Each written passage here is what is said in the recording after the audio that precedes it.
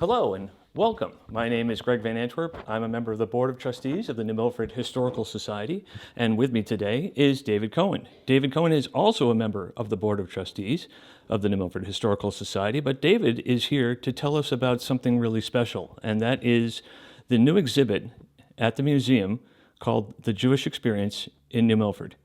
Did I get that right, David? Yes, you definitely got that right. Yes. Thank you, thank you. So, David, tell me about this exhibit. The Jewish community in New Milford developed in three phases. The first, it was in the late 19th century, and there were only two Jewish families at that time that settled.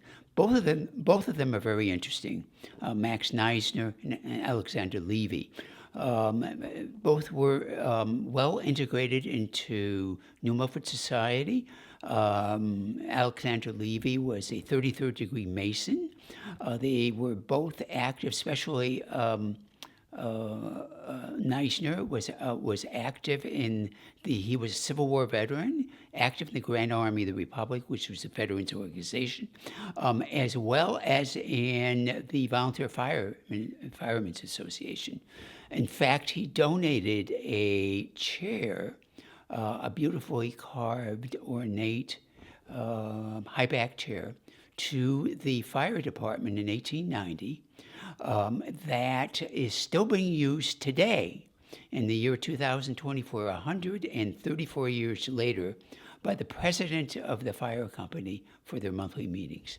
Wow, that's a great little capsule of Jewish American history. So we have how many families that? That period, there were just two families: the Neisner family and the Levy family. Wow, and they emigrated from where? They emigrated from the Pale of Settlement, as it's known, which was in areas of Poland, Lithuania, Russia, Western Russia, etc. And that was sort of phase one of the development of the Jewish community. Both of those families, however, left New Milford after the fire of 1902. Both of them had stores along Bank Street. Since there was a fire in 1902 that basically destroyed their businesses, they both decamped. I understand. Yeah, that was a time of turmoil for a lot of families. The second phase was marked by the coming to New Milford of Joseph Golden, who was the sort of key figure, the seminal figure in the development of the Jewish community in New Milford in the first several decades of the 20th century. He had come from the Pale Settlement, actually west of Minsk, what is now in part of Russia, and he had emigrated here in about 1898. He moved first to Poughkeepsie, where he had family, he had a sister and family, and he was a peddler, and his route took him from Poughkeepsie to New Milford. And he became so entranced by the beauty of the Housatonic River Valley.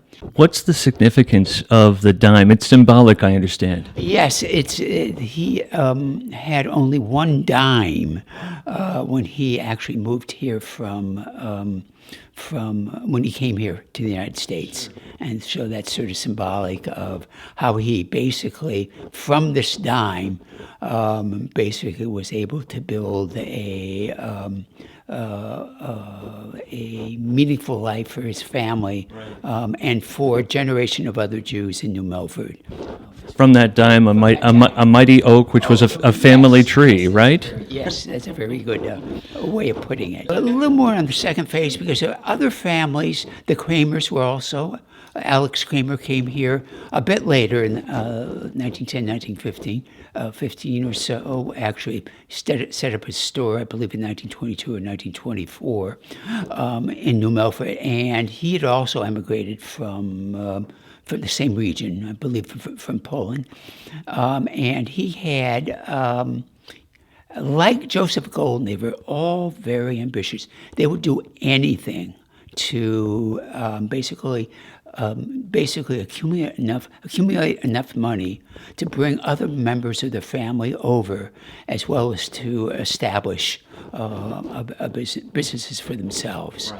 And so one of the odd jobs Alex Kramer came was skinning horses. In other words, in Pennsylvania. Would that be like a tannery? Yeah, that would be sort of like a tannery in Pennsylvania. And he managed to get enough money and came here to New Milford and set up a store opposite Joseph Golden's, and both were in the clothing business. So there was some degree of friendly rivalry between the two. Although since they were both Jewish, they obviously they respected each other. And so Alex Kramer was probably the second. It was the second family to come here, and over the years.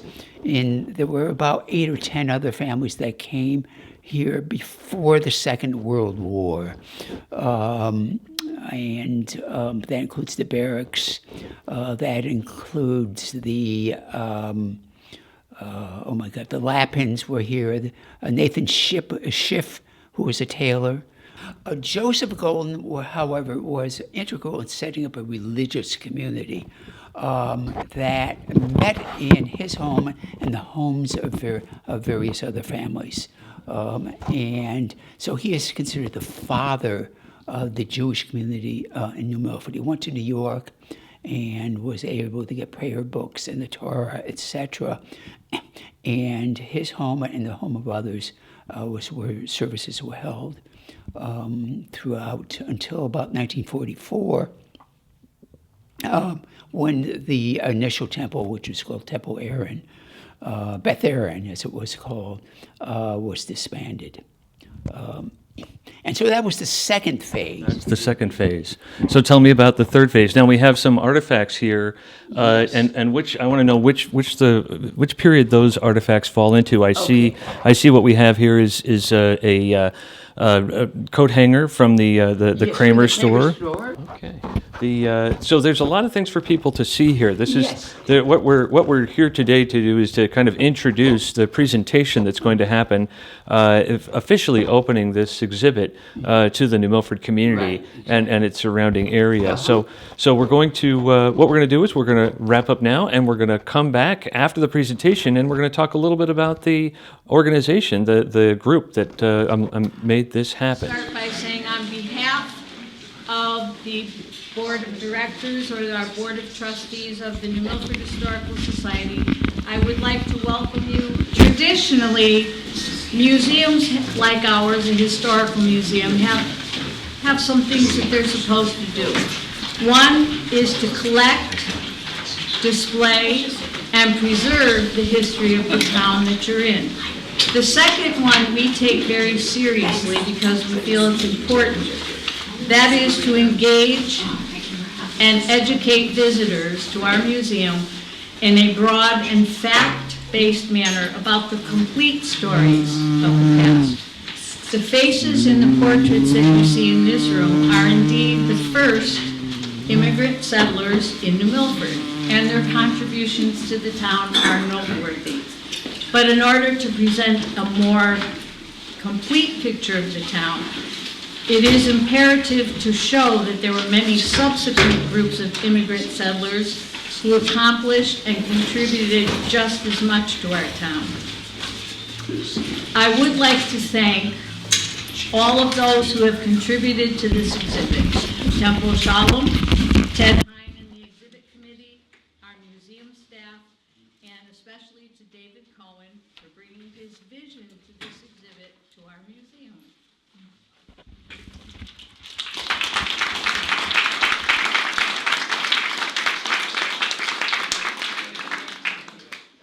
One of the big things that we are concerned with, times being what they are, that we're living through right now, we feel that it's important for a museum like ours to really lean into the education part of our exhibits.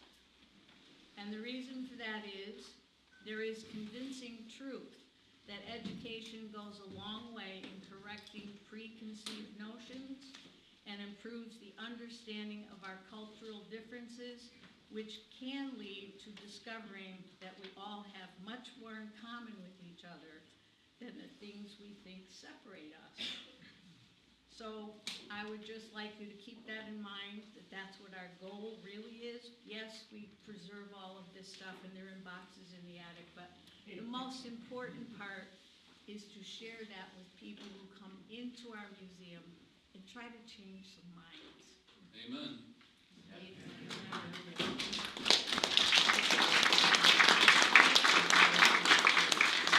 And while I know that most of you aren't going to see something that you don't already know, I do hope that when you leave here, you feel a great sense of pride in all of the people who came here before you. The exhibit is not in this room, as I think you've already figured out.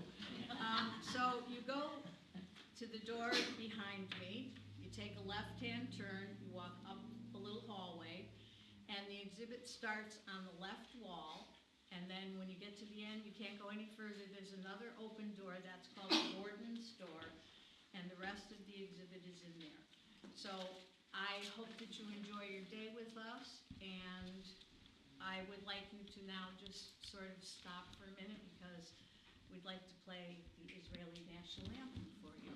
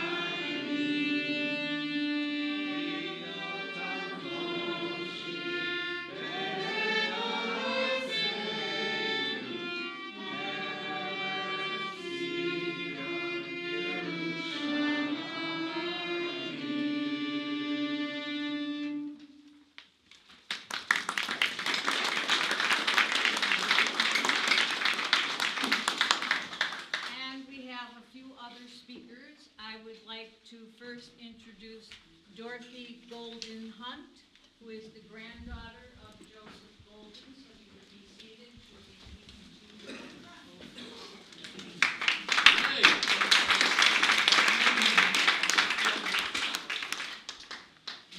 It is so wonderful to be here at the New Milford Historical Society, celebrating the Jewish experience in New Milford exhibit. My parents, who were longtime members of the Historical Society, and my grandparents would be both amazed and pleased. Thank you to the members of Temple Sholom, who contributed to this exhibit, researching the temple's history and progress through the end of the 20th century and into the 21st. And a big thank you to David and Jane Cohen, whose work and dedication to this project have made it possible. Thank you also to the Historical Society for launching the exhibit and this event. By the way, the New Milford Historical Society was the first museum I ever visited. I was probably about 10 years old, and I was absolutely enthralled. At that time, the Historical Society was not in this building. It was still located on the corner of Boardman Terrace and Main Street. There are 10 Goldens here today, along with our husbands and wives. 2 are the great-grandchildren of Joseph and Eva Golden. 7 are Joe and Eva's grandchildren, and 1 is the daughter of Joe's brother, Isidore, and his wife, Evelyn. Isidore is the little boy in the picture that was used for the postcard announcing this exhibit. That picture was taken of him and his sister with their parents, Aaron and Elke, just prior to their 1906 voyage to America to join Joe and his 2 older brothers in New Milford. Isidore was the first Golden to attend New Milford Public Schools, and my brother Lou was the last, graduating from New Milford High School in 1970. In the years between Isidore and Lou, New Milford has educated numerous Goldens. 2 have made it to the New Milford High School Hall of Fame. Cousin Archie was Isidore's son, and my father, Merrill, Joe's son. Thinking about this project has had me living in the past for a good part of the last year, and it has been fun. I'll share some of my memories and some conclusions. My father was the oldest of Joe and Eva's children. He and his next younger brother, Lawrence, followed their father in the family clothing store, Golden's, which was located just across from the movie theater on Bank Street. Dad loved New Milford. He lived his entire 91 years here, all within a mile radius of where he was born on Housatonic Avenue. He once commented, that he was surprised to hear that some people who ran afoul of the law were sentenced to community service. For him, community service was something you did because you were part of a community. Dad was a member of Waterwitch Hose Company No. 2, at one time was the New Milford ambulance driver, was co-chair of New Milford's 1957 250th anniversary celebration, served a short term on the school board, and in 1949 was a founding member of the John Pettibone Memorial Scholarship Fund. Mr. Pettibone was principal of New Milford High School and superintendent of schools when Dad was a student. Dad later served as president of the Pettibone Fund and remained on the board until his death. After retiring from the family clothing store in 1970, Dad took a part-time position as a bookkeeper with the New Milford Visiting Nurse Association. He eventually retired from that job, but continued to volunteer there until just before he died in 2001. My mother, Marjorie, married my father in 1947, and in doing so, she also married the Golden family and New Milford. Mom became a member of the board of the VNA almost as soon as she moved to New Milford, later serving as its president. She routinely volunteered at the VNA well child clinics. While Lou and I were in school, Mom was an active PTA member, room mother, Girl Scout leader, and Cub Scout den mother. My parents joined the Marial Community Center, and I have vivid memories of Mom spending hours on the phone helping to organize community events. Mom and Dad also volunteered at New Milford Hospital and, as mentioned before, were members of the Historical Society. My parents were instrumental in founding Temple Shalom, and I have to say here that Marilyn Leaf was also right there with them the whole way, and here she sits today.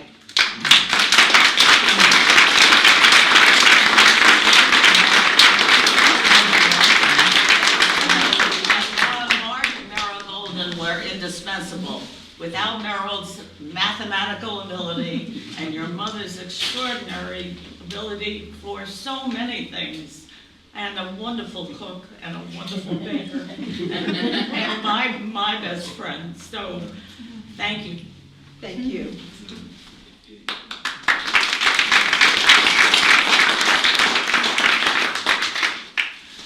I remember the early days of attending services in the chapel of the Congregational Church, thanks to Reverend Russell Eyre, and the excitement around the novelty of the first services. A particular memory is walking with my grandmother, Eva, who would not drive on the Sabbath. Though she was already in poor health, it was very important to her to be part of the new temple. I remember when our rabbi, or actually a whole sequence of rabbis, were students from the Hebrew Union College in New York. They would come up here in time to conduct the Friday night Sabbath service, conduct Saturday morning services in the hospital in Newtown, and then teach our religious school classes on Sunday. One rabbi added to all of that by stopping to pick up Donnie Shapiro, Teddy Barrick, and me from our Saturday morning bowling league. He would then bring us to my house, and after we all ate lunch, which was provided, of course, by my mother, the rabbi taught us how to read Hebrew. Dad was the second president of the temple, and Mom served many terms as president of the temple sisterhood. We attended religious school, taught by our Aunt Evelyn. My cousin Judith and I, together, had the first bat mitzvah in Temple Shalom. Years later, when the congregation had matured to the point of needing its own building and needing to hire a full-time rabbi, Mom and Dad were still in the forefront of planning and fundraising. Testimony to their involvement, the groundbreaking ceremony for the building on Route 7 featured my teenage brother Lou wielding the shovel to actually break the ground. Mom and Dad continued to support Temple Shalom unwaveringly for the rest of their lives. Lou and I grew up in an atmosphere of close family ties and close community ties. In our early days, our grandmother lived just upstairs. Our uncle and aunt and cousins lived next door. More cousins lived up the road. Dad's other brothers and his sister and the rest of our cousins lived close enough to visit. There were constant, large family gatherings. My parents had friends throughout town. There were few places we could go and not be known. Dad remained friendly with his schoolmates, his customers, his fellow merchants, and many former employees from the store. The store regularly hired local high school and college students each summer. "Oh, I know your father," was a constant refrain wherever I went. And sometimes it was, "I knew your grandfather. He helped me when I first came to town." Throughout my 12 years in New Milford schools, I had teachers who were Dad's former classmates, or my aunt or uncle's classmates, or had taught my cousins, or had worked in the store. I also have lifelong friendships from New Milford, and I'm so happy to say some of my classmates are here today. None of my closest friends were Jewish, including my high school boyfriend, Kim Hunt, to whom I am still married.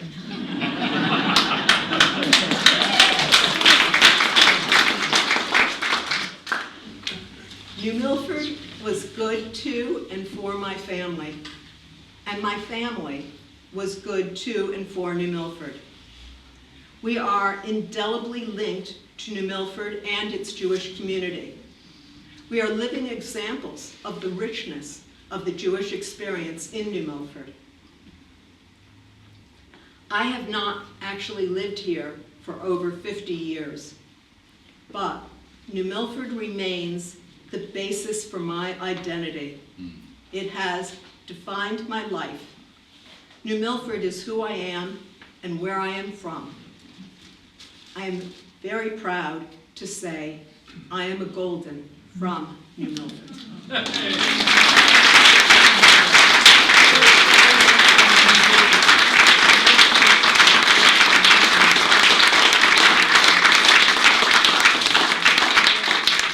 would like to introduce our next speaker, former mayor, Leva Furman, but she never really technically left office because she's everywhere all the time.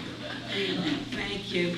It's so wonderful to see so many people here, so many friends, so many neighbors, so many fellow congregants in Temple Shalom, so many esteemed individuals from the community.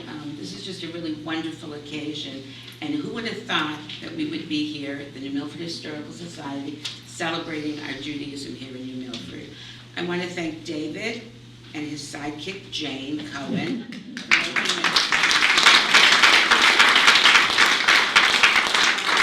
All the members and officers of the Historical Society for bringing this exhibition here. And hopefully you'll get tons and tons of people in, not just to see the exhibit, but to see this wonderful building that is so much part of New Milford. So the reason I'm speaking here today is because I was, and still am, the first Jewish mayor of New Milford. And so I'm going to share just some random thoughts about things that happened while I was mayor that kind of let me remember that I was a Jew in New Milford.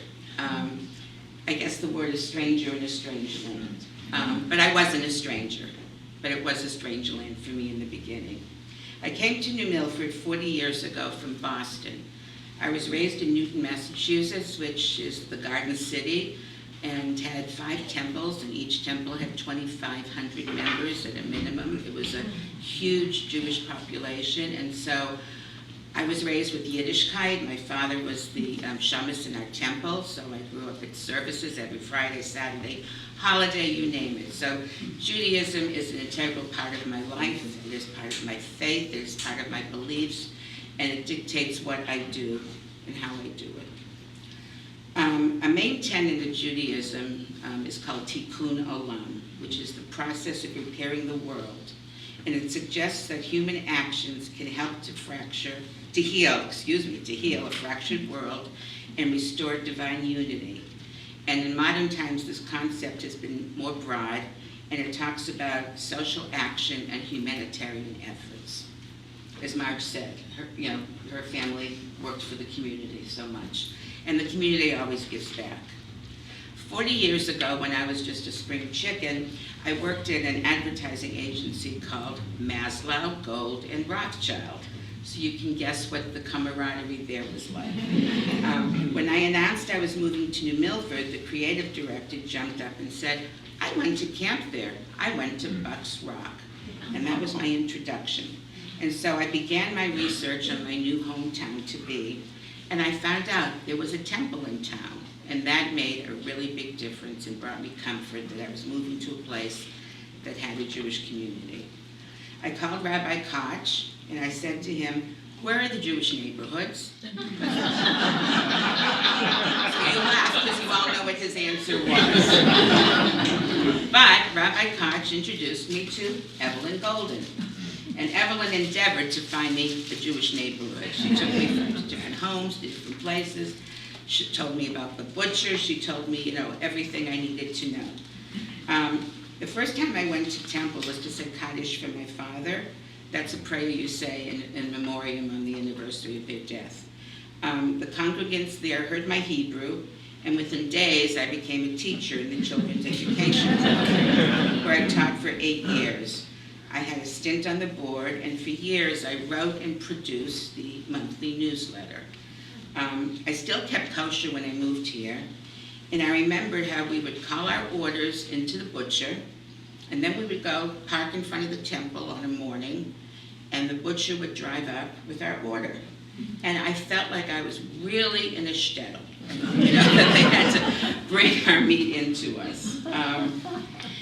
So in 1985, I moved into my home in Gaylordsville, and within a week or two, the Iroquois Gas Transmission Company announced they were building a pipeline.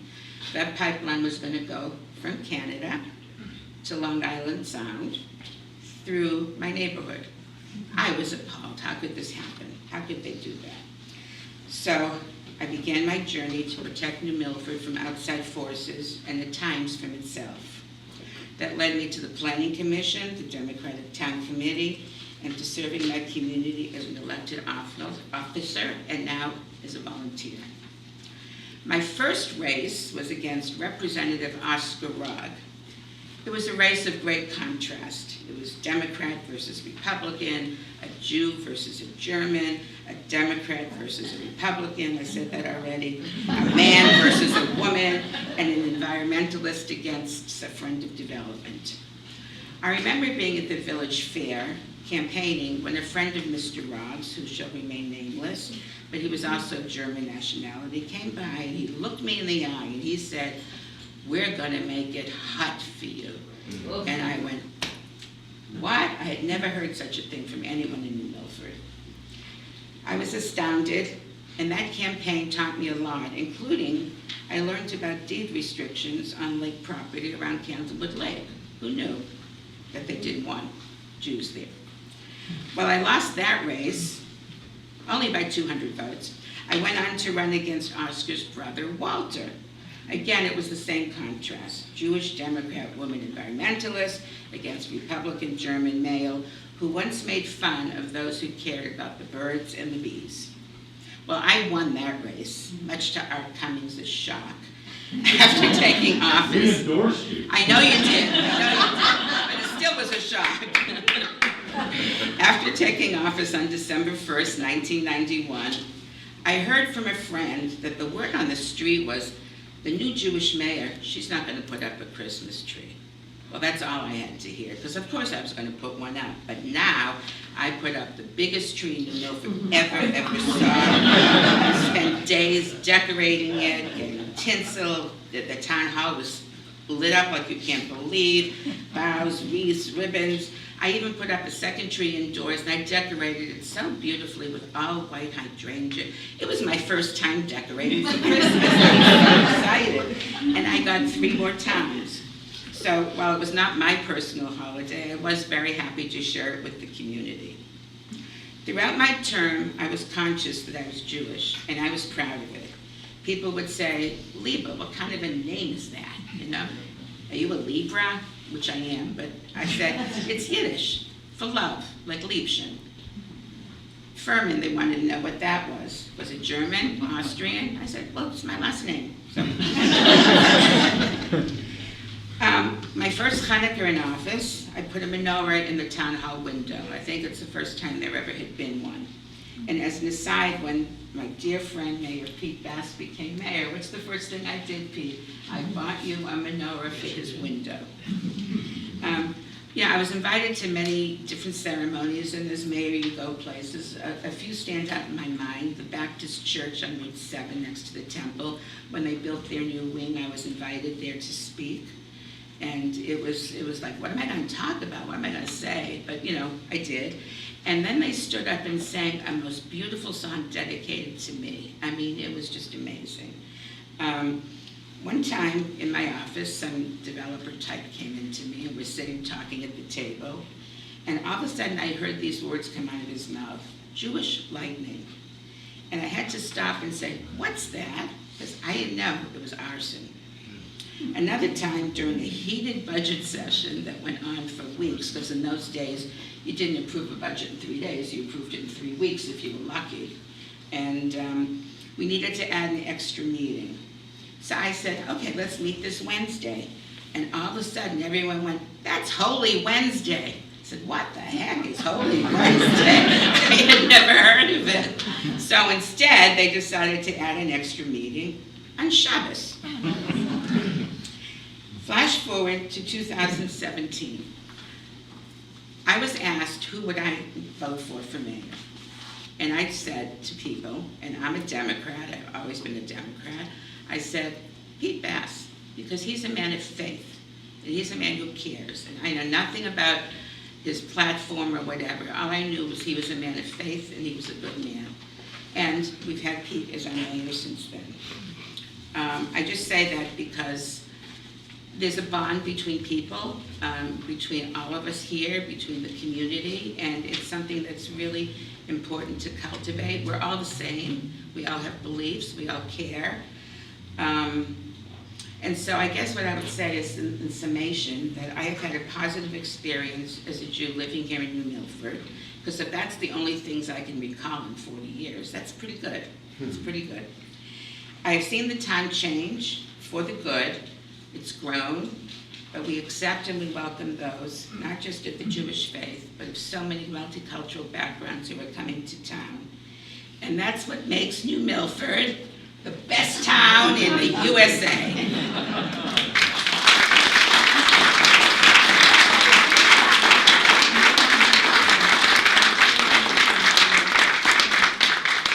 And we now will hear from the current mayor, Pete Bass.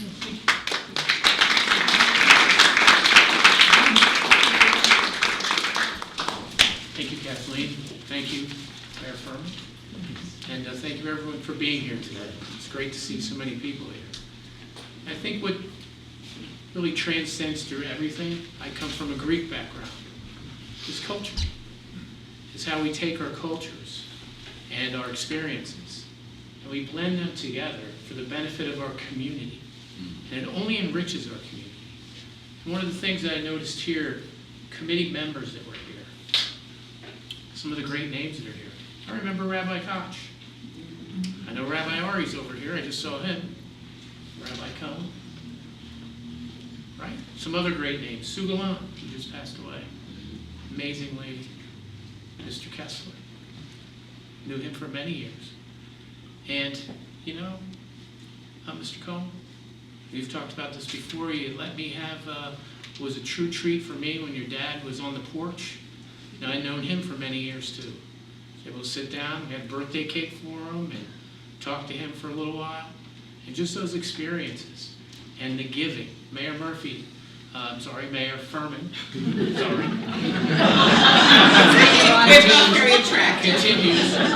Continues to this day to give to our town in so many different ways.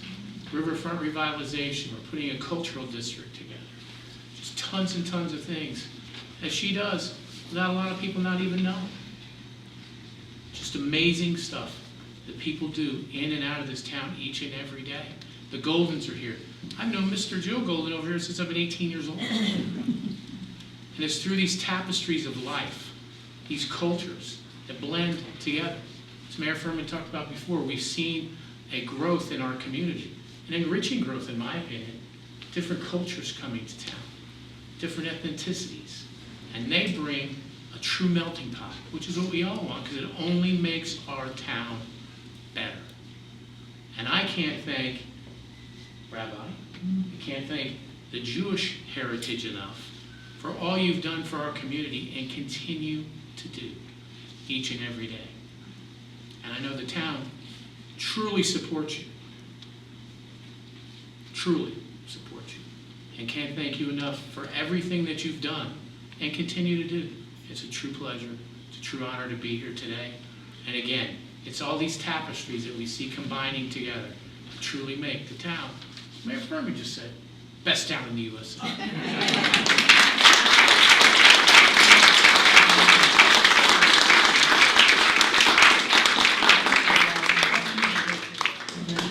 Now, I know that all of you are thinking that I forgot somebody to speak, but the rabbi would like to go last because he has a special blessing to start off the rest of the afternoon.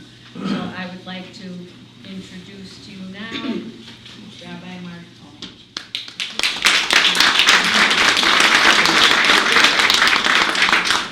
Thank you so much. I am deeply honored to be here on this day, and I thank the coordinators from our Jewish community, from David and Jane Cohen, Sandy and Joan Ivler, and Lori Winterfeld for all of your very kind words.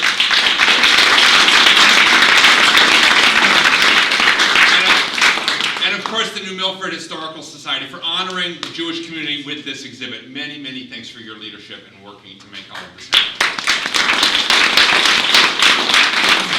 This exhibition highlights the Jewish presence locally and gives honor to the small but mighty few who made sure to make a life for themselves and preserve our people's heritage and connection to one another. And literally we stand upon their shoulders on this very day.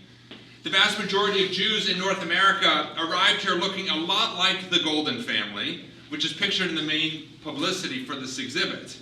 We came largely from Central and Eastern Europe, often penniless or near penniless, and for some of our relatives, we were told that this land was the Golden Medina, in Yiddish, the Golden Land, where the streets were paved with gold. Whether to California or Connecticut, Jews like the Goldens and the Neisners and the Levies, early Jewish residents to this area, they found the streets were far more mud and dirt than gold, but it offered a world that was better than what we knew in the old country. What has made the Jewish experience in America unique was drafted into an unofficial policy, though prevailing view, by this great nation's first president in a letter that he sent to the Torah Synagogue of Newport, Rhode Island, and to be standing literally in the shadow of the portrait of Washington is quite something.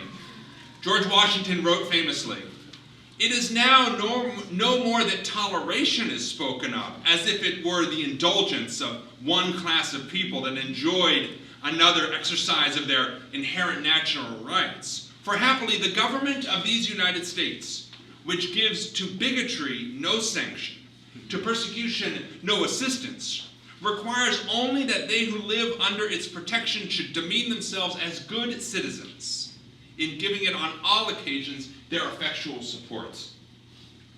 That's language that we, the Jewish people, had never heard before.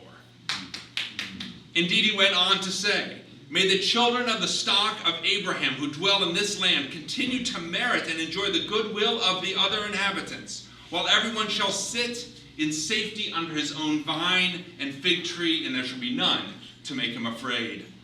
Quoting no less than from the prophet, the Israelite prophet Micah. And over the nearly 200 years of Jewish history in New Milford and its environs, Jews have contributed in countless ways, as merchants, tailors, cattle dealers, who knew that Jews were in cattle, lawyers, school teachers, medical professionals, and more. And we have been public servants, advocates for civil society, devoted citizens who invest with a variety of their resources into the local community. I am a complete newcomer to these parts, but it is quite clear to me that whether individuals have been here for many years, come as part-time residents, or only recently moved here, New Milford evokes feelings of comfort, of joy, of pride, of gratitude. And that is our job as Americans, to invest fully in being good citizens of our town, our county, our state, and our nation. We are to support and help build something positive for the citizens of this land. And despite those high-minded words of Washington not always being implemented by every citizen in every moment, this exhibit's very existence is a reminder that we live in a land that values our Jewish presence, and that indeed we have contributed. We have very much been the beneficiaries of the hospitality, the kindness, the generosity, and I pray we only continue to contribute and participate with our fellow Americans to make a nation where everyone can sit beneath their vine and their fig tree, and none shall make them afraid. King Yiratzon, may it be God's will, may we make it our own as well. And with that, the reason I went last is to be near the food. So, in order for us to eat a little something, we have to say a bracha. We have to say a blessing for that. There are two things we're going to do. We've got wine here that we're going to drink. We use wine or grape juice because, as we like to say, God made the grapes and we make the wine. That's our partnership. What's holy is when we partner with one another in order to bring about something special, unique. That's holiness. So the blessing we say is God is the creator of the fruit of the vine. The words in Hebrew, if you want to try it out for size, is Borei Pri Hagafen. Baruch atah Adonai Eloheinu melech haolam, Borei Pri Hagafen. Amen. And then, the next blessing is over challah, which I understand Joan Ivler made. Is that right? Yeah. So for that, we talk about God is the one who is hamotzi lechem min haaretz. God is the one who brings forth bread from the earth. Again, God has made the wheat, and that we make all kinds of sumptuous delicacies with that, to reminding us of the partnership that we have and that we can create with one another. Baruch atah Adonai Eloheinu melech haolam, hamotzi lechem min haaretz. Amen. Everyone can come and eat. We can do a shechianu because the truth of the matter is you're right, Leva. I guess that's going to be just a general statement. But I was thinking about a shechianu because we do a shechianu when something special has happened, like a holiday, right? That we give thanks to God for our life, for sustaining us and bringing us to that occasion.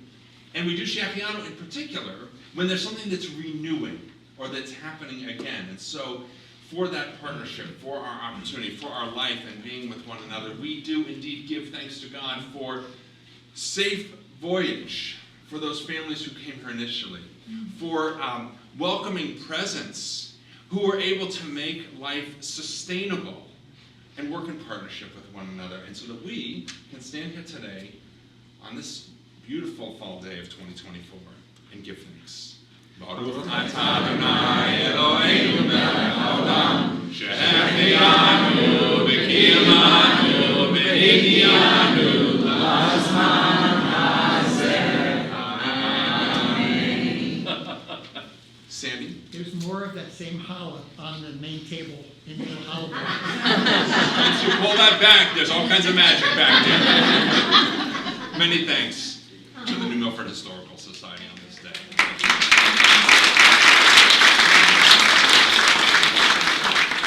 So that was a wonderful presentation that we just saw, and we're going to pick up now and finish up this interview with David Cohen and talk a little bit more about we missed a phase. We want to talk about the third phase. Yes, exactly. Tell us about the third phase, David. The third phase occurred after World War II, and it was associated with the influx of Jewish families from the New York region, part of the sort of suburbanization movement of the 1960s and 1970s, that many Jewish families settled in this area, and many settled right here, settled in this area, and they wished to form a religious community. This was the origins of the start of the present Temple Shalom. Okay. There were several meetings that occurred before this happened, and which was in the late 1950s. After the formation of Temple Shalom, the formal formation, they did not formally have a home. Right. But they met for services in the First Congregational Church. The Reverend Iyer, I believe that's the pronunciation, was very generous as well as the congregants, in allowing the Jewish community in New Milford to hold services in the church.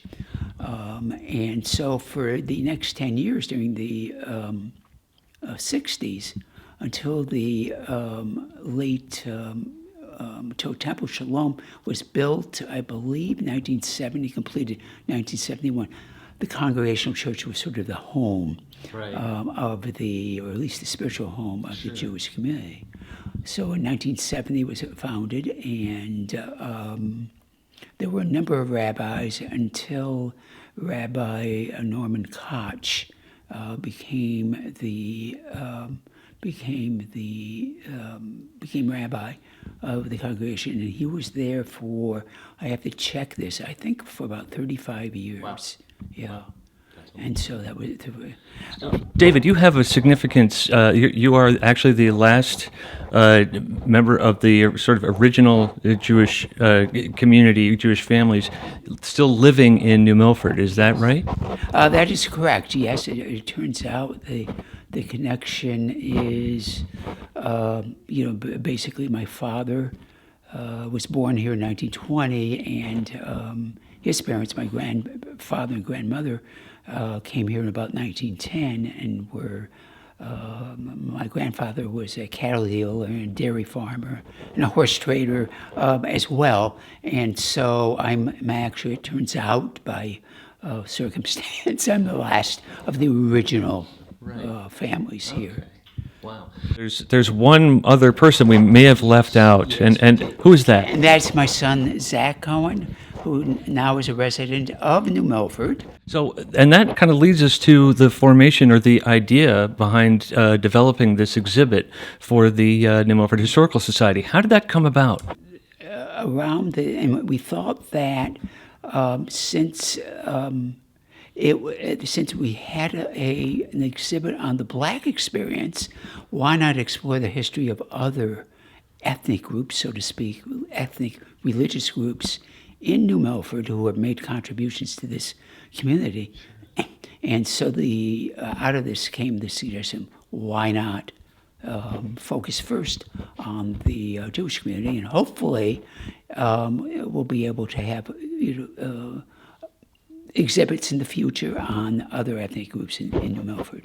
Sure. So the committee was made up of how many people? It was made up of myself, Ted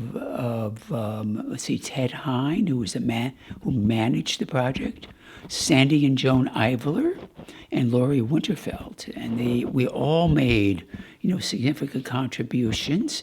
We all had sort of different capabilities and expertise that we brought to this project, and we had, as a team, we had a great interaction. And in fact, if I may tell you an anecdote, we spent about 4.5 hours or 5 hours reviewing the initial versions of the boards that are now being displayed. We held it at our place, our home on the green.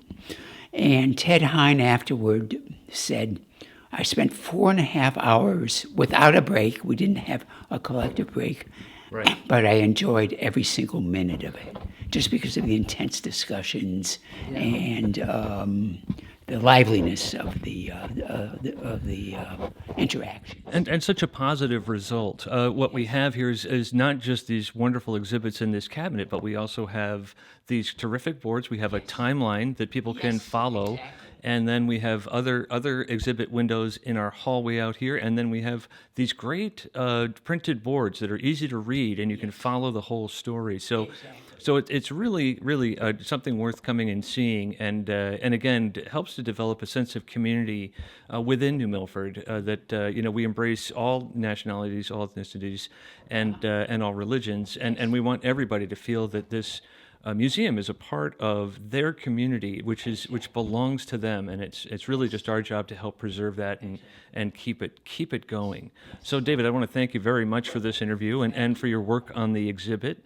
And thank you for being so expert in terms of conducting, and also to the museum, especially the Kathy and Anita, for actually agreeing to go ahead with this.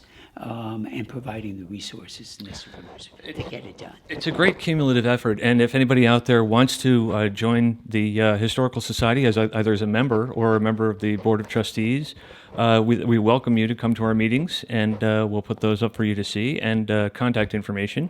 But David, I want to thank you for your time today and all your work, and I want to thank you for watching, and it's kind of onward and upward to see what the museum will put together next. But right now we've got a lot for people to see. So thank you very much, David. You're welcome. Thanks again.